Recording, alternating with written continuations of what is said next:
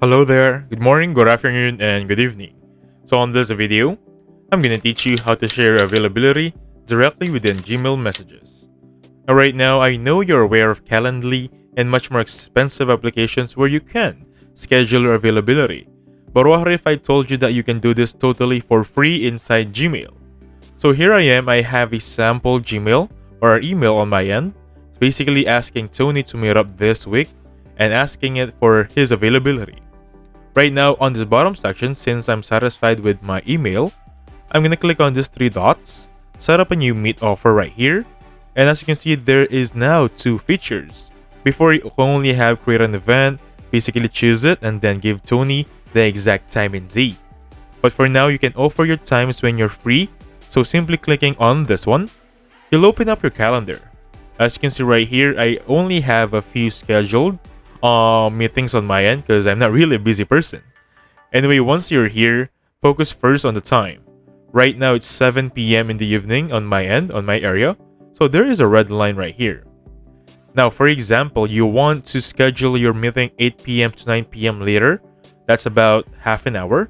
So I can just simply click and drag 8 p.m. to 9 p.m. right there. So I have two scheduled meetings. Remove one first right there. So I have 8 p.m. to 9 p.m. right here. You'll see on the bottom section, we have 8 p.m. to 9 p.m. individually. Now, there are two options to add another set of meeting. For example, you want to make sure you let Tony know you're available from 8 p.m. to 11 p.m. by tonight. You can just adjust this and pull it out up to 11 p.m. As you can see, there is an 11 p.m. options right there. However, if you want to add, for example, Friday availability, and you're available around 5 p.m. to 7 p.m., same drill, drag it right there, and we have it right here, July 5 or 5th July by 4:55 to 6:45. You'll also notice that you can change your increment. For example, you have 45 minutes, 30 minutes, and so. Right now, if I adjust one more for Saturday, I place it right here, and I have it right there, 4:30 to 5 p.m. Now, what's the usage? How come we have increment here if we can manually control the minutes and the hours in here individually? So if you use here on the bottom sections, you adjust your increment, and if you add a plus sign right there, for example, you want it to add another meeting, add it right there, you have another one right here. Same drill, if you want to remove it, simply remove that period. Basically, that's it. You can also click directly here, add a date, and then for example, I want it next Monday, and there we have it. Moreover, if you click on the arrow right here to expand, you're gonna have more info.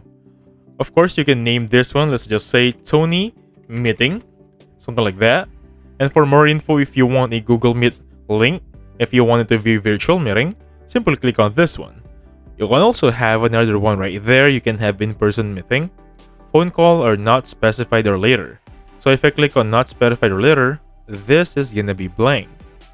Now, for example, you're using Zoom meeting, you're using Skype, you're using any other applications in terms of meeting, you can place the description or the link on this option right here. Now, before I end this one and add it to email, I just want to highlight that you can adjust this one, for example, manually on the top section. Because on the lower part right here, it's much more tedious, a much more hassle for me personally. So I can just do this, add another one, for example, adjust that one, and basically I have a lot of set of available dates. Again, if I'm satisfied with everything, simply click on add to email. Now it's currently saving and it's currently being added to my email.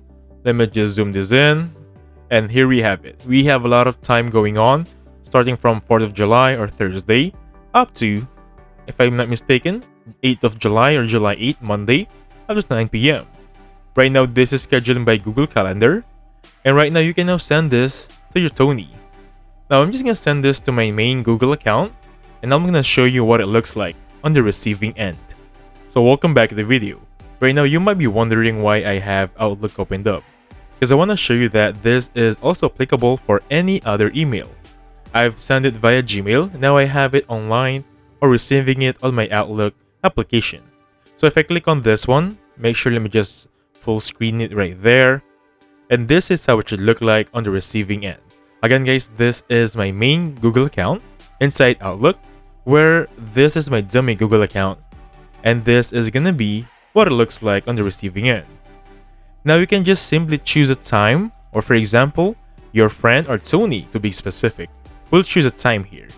And now, for example, I'm gonna click on 10 p.m. to 10:30, and take note, these are all 30 minutes increment, because the earn earlier by default is 30 minutes, and by the later part right there, this is also around 30 minutes. Awesome, right? Now let's try right here. I'm gonna go for 10 p.m. to 10:30 p.m. of 4th of July, clicking right there. Wait for it to load up. And now I'm gonna come in here where this is very important. Make sure you input your name, your email you're using, your main email, and basically click on confirm if you want the time you selected earlier, which is gonna be 4th of July by 10 to 10:30 p.m. Clicking confirm right here, you will now confirm Tony or the dummy account earlier that your main Google account is gonna be attending the meeting. Right here, you can close the scheduling window to get back to what you were doing. I'm now gonna go back on my dummy Google account. So welcome back to the video. Right now, this is gonna be a notification saying event confirmed, Tony meeting at 10:40 or 10 p.m. to 10:30 p.m. on 4th of July has been confirmed. We have the Google link right there. You have your yes or no maybe applications here, and so much more. The attendees is right here, the guest, the organizer, and the attendees is also right there. By the way, guys, this is gonna be the calendar view inside my dummy Google account, the one where we send the invite to. And here it is, the 10 p.m. meeting with Tony, the one accepted from earlier. Now, an important thing to take note of. Going back on the email itself, let me just go to the one I've sent earlier to check on the times. Give me a second here. So here we have it. Again, guys, we have a lot of time going on here, starting from 4th of July up to July 8th. Basically, for the 4th of July, we have 8 p.m. to 11 p.m. Take note about that one, because if I go back on calendar, I have another schedule at 3 p.m. to 4 p.m. What if I move this one in here and overlapped with my previous meeting? It will still go through regarding the booking, so that's a very important thing to take note of. That is gonna be overlapping. For example, you have a meeting at 3, and then you send Tony you're available at 3 without checking that it is gonna be available also. It will overlap and you're gonna have a personal problem with that. Actually, that is one thing to take note of. It will still go through. It will not notify Tony that you are not available by 3 to 4 p.m. because you have set at 10 p.m. to 10:30 p.m. right here. So it's really important to make sure you're really available on that time. Given that you already have visuals here to avoid overlapping or duplicate meetings. Basically, that's the idea there. So that being said, thank you so much for watching. Please hit the like button, subscribe. I'll catch you guys on the next one. Goodbye for now.